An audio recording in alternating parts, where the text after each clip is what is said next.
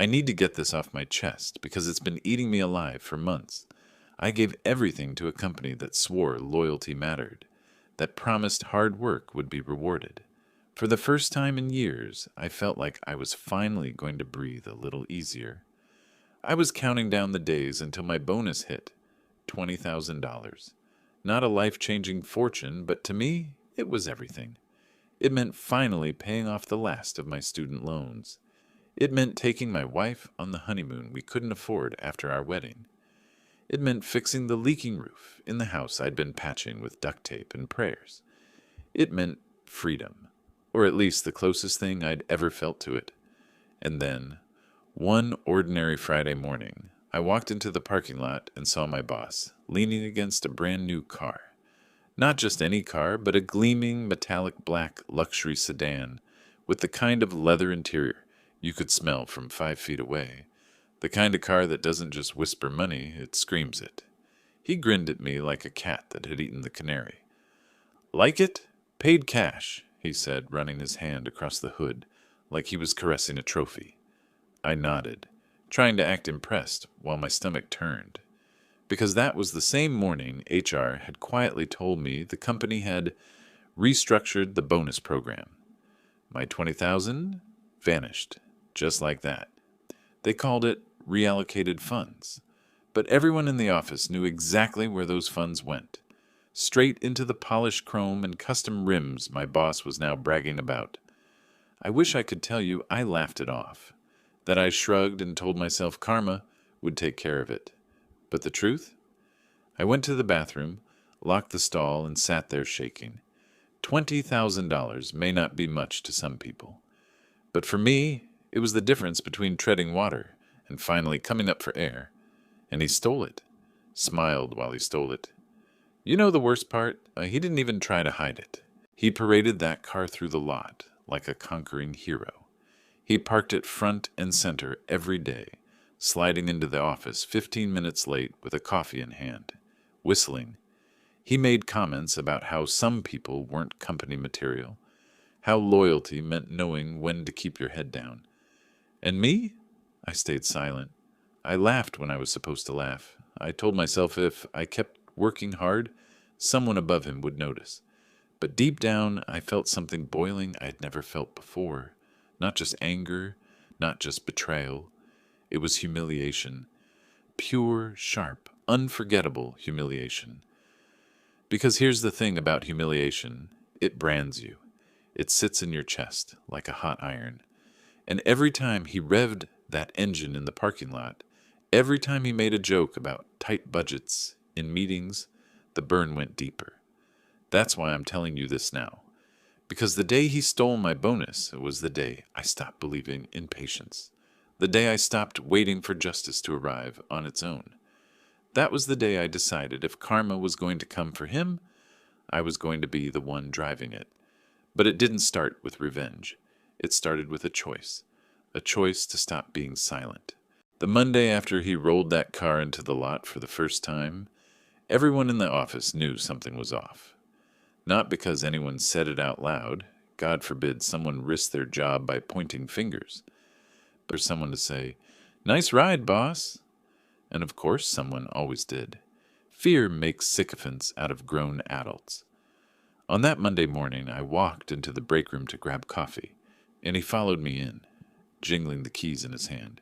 He leaned against the counter like he owned the place.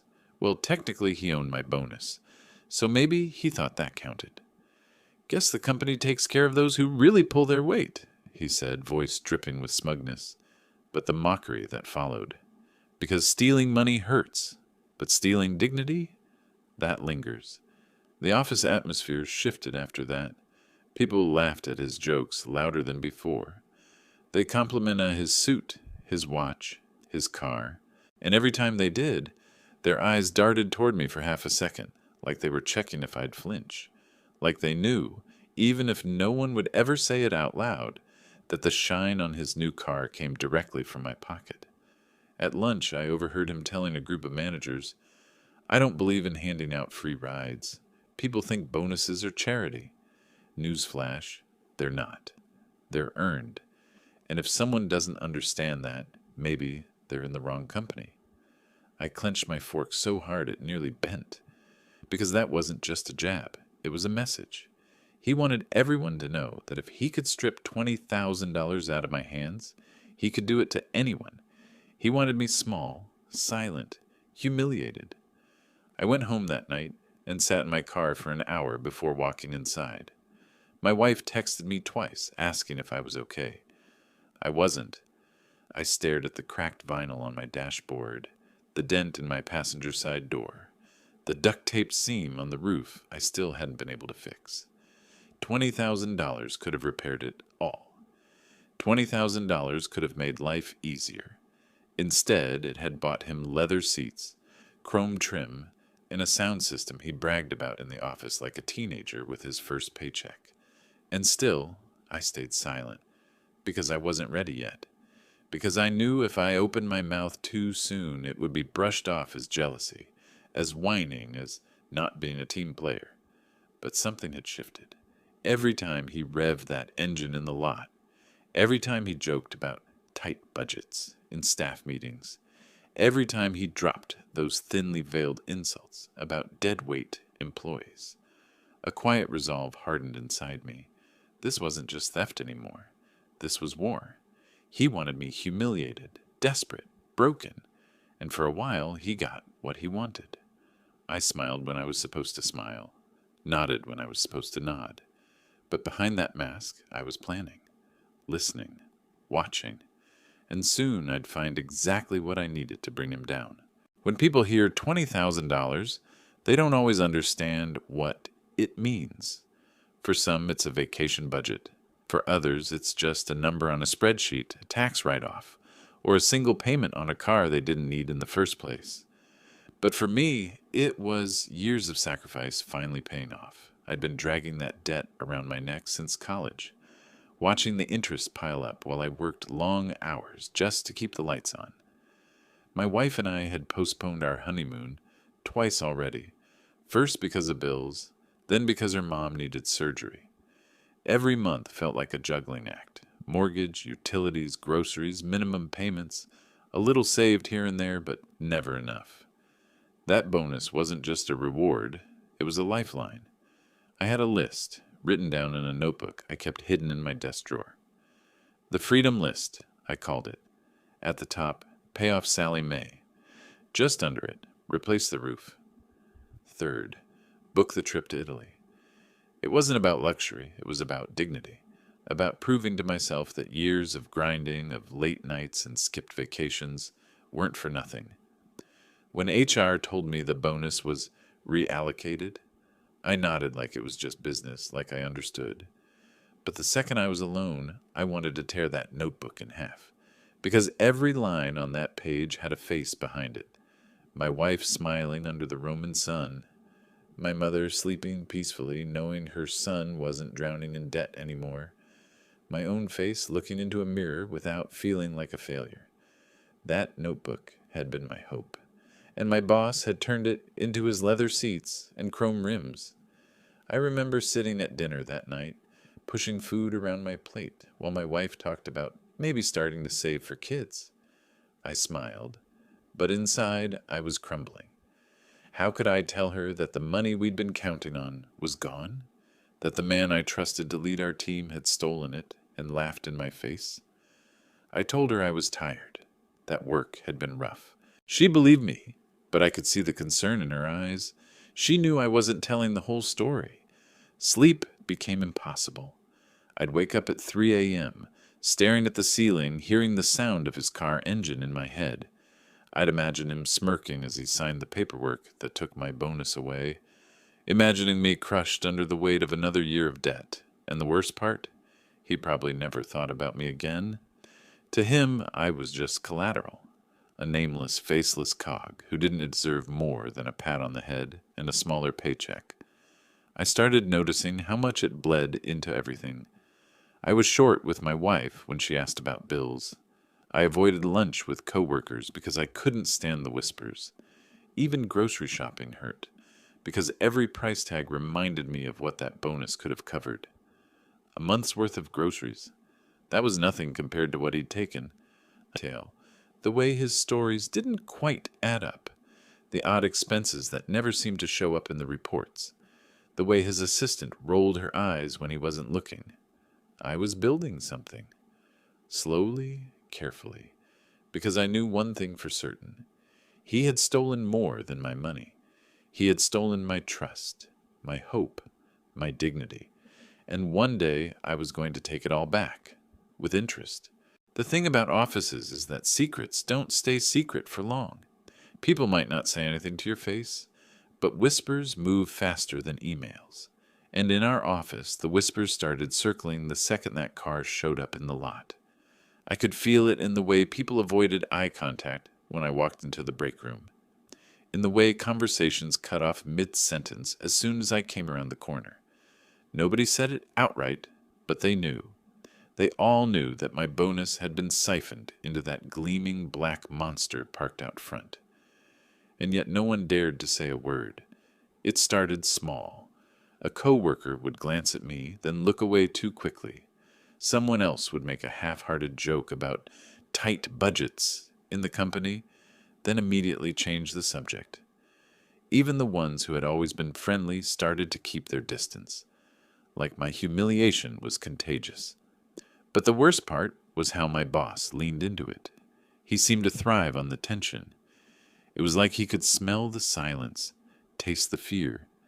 Every day he made some new performance out of his so-called success. He started holding his car keys during meetings, letting them jingle loudly every time someone made a point he didn't like. He began parking in the CEO's reserved spot on days he knew the CEO was out, just to flaunt the fact that nobody would call him out. Once, during a team lunch, he tossed his new car insurance paperwork onto the table and laughed. Costs a fortune, but hey, what's money for, right? Some of us earn it. Some of us just dream about it. The table went dead silent. Every pair of eyes flickered to me for a split second, then dropped back down to their sandwiches. I felt my face burn in, but I forced myself to chew, to swallow, to act like I hadn't just been gutted in front of everyone. Later, in the restroom, one of the junior analysts muttered as he washed his hands, "It's messed up, man." I turned toward him, but before I could respond, he shook his head and left. That was it. Nobody wanted to be caught siding with me. The fear of retaliation was stronger than their sense of justice, and my boss knew it. He weaponized that silence. He started making snide comments directly to me during team calls. Things like, some people think effort equals results, but effort without achievement is just wasted time. Or, bonuses are for value creators, not for clock punchers. Every word was a reminder. He had taken what was mine, and he could do it again. What made it worse was the way he performed for the higher-ups. In front of executives, he was the picture of confidence and competence, bragging about how he had streamlined expenses and optimized resource allocation. They nodded along, impressed by his numbers, never once questioning how those numbers were achieved. And there I sat, forced to clap along with everyone else while my blood boiled. Because I knew the truth. I knew those optimized resources came from cutting corners, from stealing credit, from bleeding dry the people who actually did the work. People like me. By the third week, the office gossip had twisted into something uglier. I overheard someone whisper, maybe he didn't deserve that bonus anyway. If he had, he would have gotten it. That one stung the most, because it wasn't enough for my boss to take the money. He had to rewrite the story too. He had to make it look like I was the failure, that I was never good enough to begin with. And that was when I realized something important. If I waited for justice to come on its own, I'd be waiting forever. The system wasn't built to protect me. It was built to protect people like him. People who could manipulate numbers, twist narratives, and silence anyone who dared to question them. So I stopped waiting. Instead of drowning in the humiliation, I started paying attention. I noticed how often he left early on Fridays. I noticed the receipts he crumpled up and tossed without logging. I noticed the subtle shifts in the budget reports that didn't match what I knew from my own work. He was sloppy because he thought he was untouchable. And while everyone else looked away, I was watching. I was documenting. I was quietly piecing together the truth behind the image he projected, because sooner or later, the same arrogance that led him to steal my bonus was going to trip him up. And when it did, I would be ready. The day I decided to stop being a victim, everything changed. I remember sitting at my desk, staring at another one of his smug emails where he bragged about trimming excess costs. The subject line was bland, quarterly efficiency report, but I knew what it meant. It was code for, I stole from my team, and no one will ever question me. That was the moment I stopped wallowing and started documenting. At first, it was small things. I saved every email where he hinted at budget reallocations. I screenshotted Slack messages where he contradicted himself, first saying bonuses were delayed due to cash flow issues, then bragging in another thread about record profits. I started keeping a private folder on an encrypted drive, carefully organized, labeled, and time-stamped. Every lie had a place. Every inconsistency had a receipt. The deeper I dug, the more I found. He was sloppy, too confident in his untouchable image. Expense reports that didn't add up. Company card charges disguised as client dinners that were clearly personal outings. One was at a dealership, the same week his car showed up in the lot. Budget spreadsheets with adjustments that conveniently wiped out staff rewards, but inflated his department savings. It was all there, hiding in plain sight, but I didn't stop at paperwork. I started listening, carefully.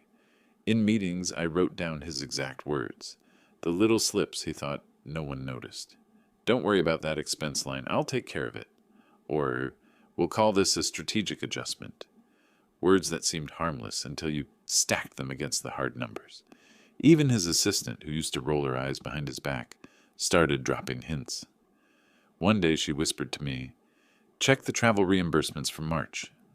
That was all she said, but when I did, I found a gold mine. Flights billed to the company under a fake client visit, except the client didn't exist, and the dates matched up perfectly with a weekend getaway he'd bragged about on Instagram. Every discovery tightened the knot in my stomach. This wasn't just about my $20,000 anymore. This was theft on a much bigger scale. It was arrogance, fraud, and an utter lack of shame.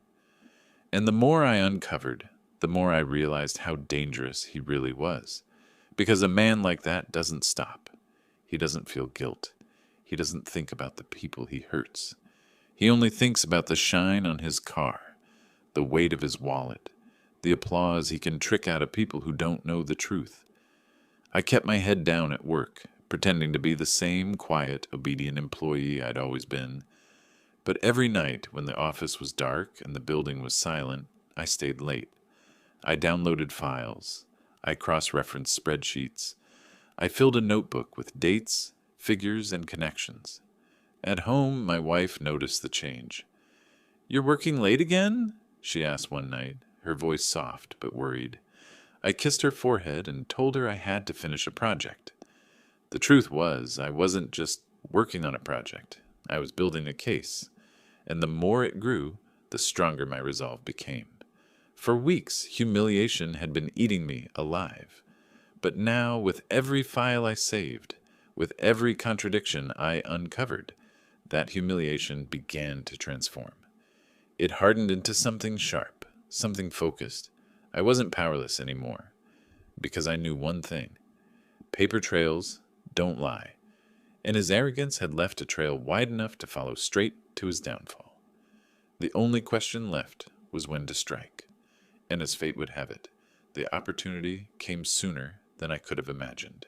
The day I walked into the CEO's office, my hands were steady, but my heart felt like a war drum in my chest. Weeks of gathering evidence had led me to this moment. I knew once I crossed that line, there would be no going back. If the CEO dismissed me, I'd be branded a troublemaker. If my boss found out too soon, he'd bury me under office politics before I could blink. But the evidence was too strong. "You asked for this meeting. What's on your mind?" I took a breath, opened my folder, and slid the first set of documents across the desk. "Sir, I believe there are discrepancies in our department's expense reports. He raised an eyebrow, glanced at the papers, then looked back at me. Discrepancies? Not just discrepancies, I said, my voice low but firm. Patterns. Bonuses reallocated without justification. Travel reimbursements filed for trips that never happened. Company card charges disguised as client expenses. I laid out the screenshots, the spreadsheets, the notes I had compiled. Every piece lined up like dominoes waiting to fall. At first, his expression didn't change. CEOs are trained to mask emotion, to never show their hand too early. But as he flipped through the evidence, I saw it. A flicker of recognition, a tightening of the jaw. He knew. He'd seen hints before, but nothing this concrete. Finally, he set the papers down and leaned back in his chair. You're accusing your direct manager of fraud. Yes, I said. My voice didn't shake. And not just fraud. Theft from the very people who make this company run. My bonus wasn't an isolated incident. It was part of a pattern. He's been stealing, lying, and humiliating employees while presenting inflated numbers as his own achievements. The room went quiet. The only sound was the faint hum of the air conditioning. He steepled his fingers.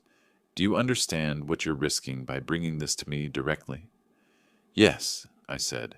I also understand what I'm risking if I don't. That was the moment the mask cracked.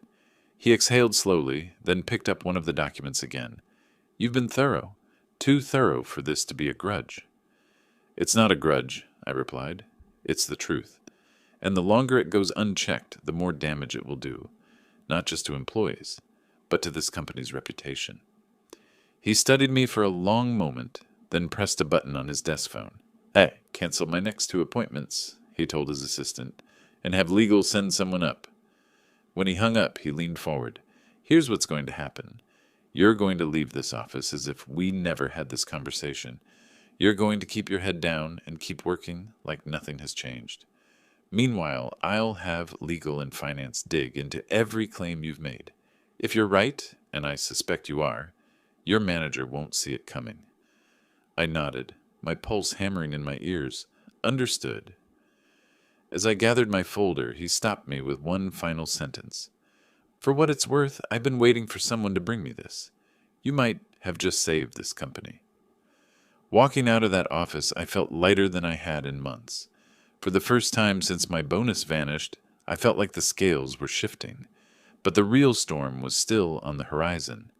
Because men like my boss don't go quietly. And when the trap snapped shut, it was going to shake the entire building. The unraveling started quietly. For a week, nothing seemed different. My boss strutted through the halls with his usual swagger, tossing out thinly veiled insults and jingling his keys like victory bells. But I knew. I knew the walls were closing in, even if he didn't feel it yet. The first sign came on a Wednesday morning. He was called into a meeting with the CEO and 2 people from legal. When he came back an hour later, his face was flushed, his smile forced. He barked at his assistant, slammed his office door, and didn't reemerge until lunch. That afternoon, he snapped at 3 different coworkers for no reason at all. The cracks were forming. By Friday, the whispers had started. People noticed the finance team combing through files they never touched before. It had been seen pulling archived emails. My boss tried to keep up his act, but the tension showed. His voice was louder, his jokes meaner, his patience thinner. He snapped at me in front of the whole team during a staff meeting, calling me dead weight. I didn't flinch, because I knew what was coming. The hammer fell the following Tuesday. We were all gathered in the conference room for a routine department check-in when the CEO himself walked in unannounced. He never attended these meetings. The room went silent. He didn't waste time. Effective immediately, your manager's no longer employed with this company, he said, his voice calm but sharp. An internal audit has revealed extensive misconduct, including fraudulent expense reporting and misallocation of funds. This behavior is unacceptable, and it ends today. Gasps rippled through the room. My boss sat frozen, his face drained of color. This is a mistake, he stammered, half rising from his chair. You can't... The CEO cut him off with a raised hand. We can, and we have. Security will escort you out shortly. Collect your personal items and leave your company property behind. For the first time since I had known him, my boss looked small. Not angry, not arrogant, small. His eyes darted around the room, searching for support, for someone to speak up. But no one did. The same people who once laughed at his jokes and complimented his car now stared at their notepads, their shoes, anywhere but at him. The silence was deafening. Security arrived within minutes. He tried to argue, tried to puff himself back up, but the evidence was too strong. The CEO had laid everything out, piece by piece. Fraudulent travel reimbursements, personal expenses disguised as client dinners, bonuses siphoned away from employees. It was undeniable. As they walked him out, I caught a glimpse of his face. Rage, fear, disbelief, all tangled together. And maybe, just maybe, the faintest flicker of realization that he had done this to himself. The fallout spread fast. By the end of the day, the news had rippled through the entire company. People who once avoided me now stopped by my desk with quiet nods of respect. Some even whispered, "Thank you." HR confirmed that stolen bonuses, including mine, would be reinstated. But the real victory wasn't the money. It was the justice. The balance finally tipping back where it belonged. Outside of the company, the damage was worse for him. Word traveled quickly through our industry. Fraud doesn't stay hidden once it's exposed.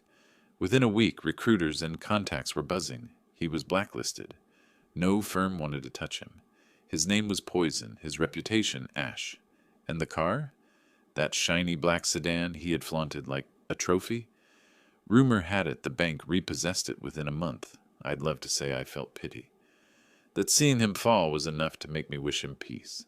But the truth? I didn't. I thought about every sleepless night, every humiliating jab, every bill I couldn't pay because he wanted a new toy. And when I heard he was selling his suits on eBay to cover rent, I didn't feel pity. I felt closure, because for the first time in months I could breathe. When the dust finally settled, the strangest part wasn't that my boss was gone. It was how quickly the company seemed to breathe again without him. The tension that had weighed down every meeting, every hallway conversation, lifted almost overnight. People laughed again in the break room. Work felt lighter.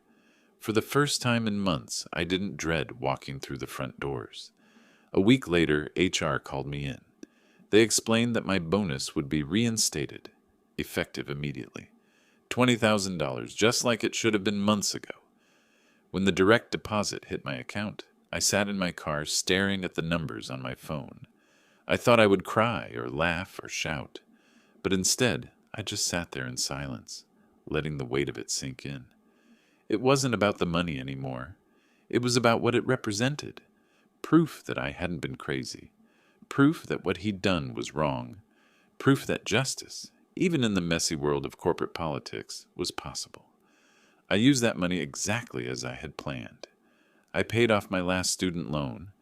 I booked that honeymoon to Italy with my wife, where we finally stood under the Roman sun like we'd always dreamed. And I fixed the damn roof, not with duct tape and prayers, but with real shingles that didn't leak when it rained. But the best reward wasn't material. It was respect. Quiet, understated, but undeniable. Colleagues who once looked away now sought me out. The CEO himself stopped me important. When he stole my bonus, I thought he had all the power. He had the title, the money, the car, the spotlight. And I was just another employee, humiliated and ignored. But real power isn't in the show. Real power is in the truth. It's in refusing to stay silent, in standing up when it would be easier to sit down. He thought he buried me. Instead, he planted me. And from that moment, I grew stronger than he could ever imagine. So here's what I want anyone listening to remember. Don't let people convince you that silence is survival. Sometimes speaking up feels terrifying. Sometimes it feels like jumping off a cliff with no safety net. But if you know the truth, if you have the proof, your voice matters more than you realize.